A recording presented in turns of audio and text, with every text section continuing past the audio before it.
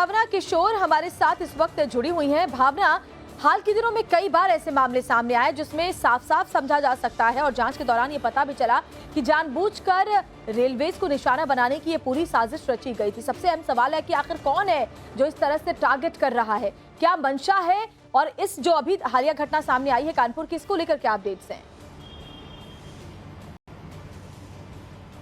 बिल्कुल, यूपी में ये कोई पहली घटना नहीं है। इसके पहले भी कई बार रेलवे ट्रैक्स पर इस तरह के सामान जो है, इस तरह के वस्तु जो है वो मिले हैं, जो इशारा करते हैं कि आखिर कौन है जो चाहता है कि रेलवे को नुकसान पहुंचे, कौन चाहता है कि बड़े एक्सीडेंट्स हो और लोगों की जाने जाए। अब देखिए, कल शाम 8:30 बजे की घटना है कि किस तरह से कानपुर से ट्रेन निकलती है भिवानी के लिए, और कानपुर से चलने के थोड़ी ही दूरी बाद जब लोको पायलट को ट्रैक पर एक सिलेंडर दिखता है और इमरजेंसी ब्रेक लगाने के बाद भी वो इंजन जो है वो सिलेंडर से टकराती है और काफी तेज धमाका भी होता है। अब सोचिए, जिस तरह से जो संवेदनशील सामान जो मिले हैं ट्रैक पे, ना ही केवल सिलेंडर बल्कि माचिस मिला है, पेट्रोल से भरे हुए कई सारे बॉटल जो है वो पुलिस ने बरामद किए हैं, जो इशारा करते हैं कि कोई बड़ी घटना की साजिश उस वक्त रची जा रही थी। अब आप सोचिए कि कितने बड़े सवाल है कि आखिर इतनी बार बार क्यों इस तरह की घटनाएं सामने आ रही है। इसके साथ ही अगर बात करें तो एफआईआर दर्ज कर ली गई है। इसके साथ ही जो जितने भी सामान बरामद हुए हैं फॉरेंसिक जांच के लिए भेजे जा चुके हैं।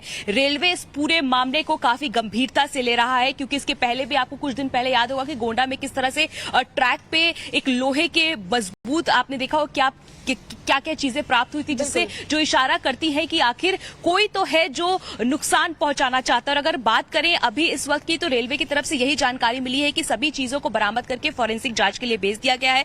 मौके पर इस वक्त फॉरेंसिक की टीम मौजूद है, इसके साथ आरपीएफ की टीम मौजूद है, यूपी पुलिस वहां पर मौजूद है। इसके साथ आसपास के इलाकों में जांच की जा रही है, पूछताछ की जा रही है कि उस वक्त 8:30 बजे के दौरान वहां पर पता लगे जो बार बार ऐसी दुर्घटनाओं को आमंत्रित देती चीजों को रखते हैं रेलवे ट्रैक पर और बड़े हादसों को निमंत्रण देते हैं।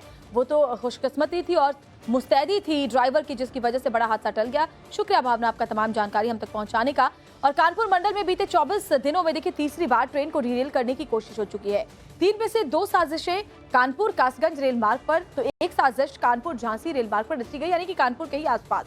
16 अगस्त को कानपुर से अहमदाबाद को चली साबरमती एक्सप्रेस बोल्डर से टकराकर डीरेल हो गई थी। उसके इंजन समेत 22 कोच डीरेल हो गए थे। जांच में यह पता चला कि पटरी का टुकड़ा बोर्ड से बांध दिया गया था। उसके बाद बीती 24 अगस्त को फर्रुखाबाद से कासगंज जा रही पैसेंजर ट्रेन को आगे ट्रैक पर लकड़ी का गट्टा रख दिया गया था डीरेल करने के लिए।